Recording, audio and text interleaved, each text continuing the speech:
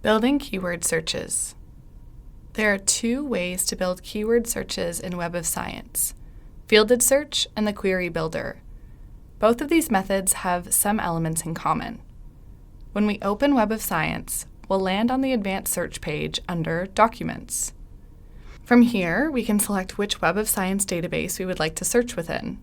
As a default, we'll be searching in the Web of Science core collection. To view the other options, expand the list and hover over the title to learn more about a particular database's coverage. For instance, we might select Medline for health research and Zoological Record for zoology. Now that we've selected the database, we can select the search method we'd like to use to search, either Fielded Search or Query Builder. Let's start with Fielded Search. This method allows us to click on the Search drop-down menu to select which field we wish to search within. To learn more about what each field means, hover over the title. For instance, hovering over Publication Titles tells us that this field will search for journal articles and book titles. To have multiple rows, select Add Row, and when a new row appears, choose the appropriate Boolean operator and continue the process. Using the question, what role does deadwood play in providing habitat for cavity nesting birds in boreal forests, let's build a keyword search. By identifying the key concepts of our question, we can begin populating the search bars.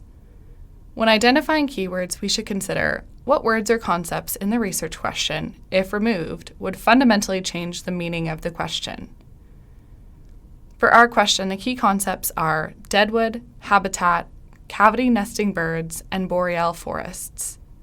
By using synonyms, wildcards, and Boolean operators for our concepts, we can build our keyword search. If you have any questions about building a search phrase, reach out to your subject librarian. Once the search has been populated, let's click Search in the bottom right. If we are building a longer search that involves combining multiple search lines, like a search for a systematic review, we would want to use the Query Builder instead. Let's talk through an example searching in the Medline database. If our research question was, how does omega-3 consumption affect heart attack risk? We could break this up into two topics, omega-3 and heart attack risks. To do this, let's construct multiple queries by entering terms and the field, and then select Add to Query. When the line is complete, we can either select Search or Add to History. Once we have search lines covering all the appropriate terms, we can then combine these lines. The ability to combine searches is very helpful when experimenting with different search terms to see how this affects the results. When looking at our results page, we can begin using Web of Science's filters to refine our results. Along the left side of the page, there are a variety of ways that we can filter our results. Most notable are publication years, document types, and Web of Science categories. By selecting these filters, we will refine our results and ensure a list of documents more relevant to our topic. On the results page, we can also refine our results by publication date, citations, usage, and more.